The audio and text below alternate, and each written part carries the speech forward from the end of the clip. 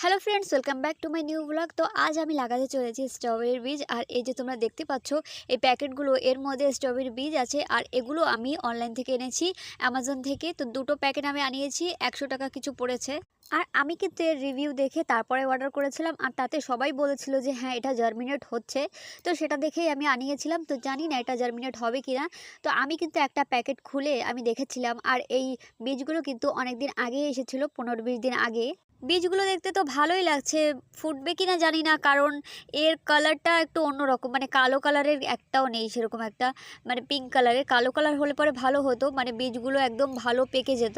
আর আমি অনলাইন থেকে অর্ডার করার আগে আমি এই রিভিউ দেখেছিলাম, আর সেখানে সবাই বলেছিল যে হ্যাঁ এগুলো জার্মিনেট হয়, ভালোই বলেছিল।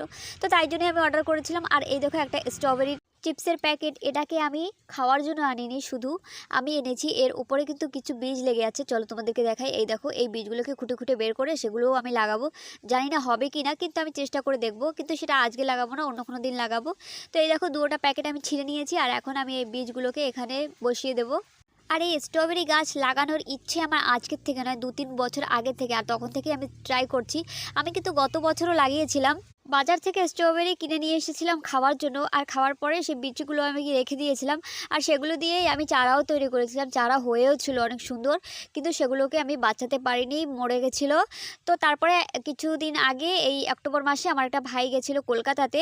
তো আমি ভাইকে বলেছিলাম আমার জন্য দুটো চারা নিয়ে আসবে, আর ও এনেও ছিল। কিন্তু চারাগুলো ভালোও ছিল, কিন্তু সেগুলোকে আমি বাঁচাতে পারিনি, কারণ আমাদের এখানে কিন্তু অক্টোবর মাসে ঠান্ডা একদমই পড়ে না, তার জন্য গাছগুলো মরে গেছিলো।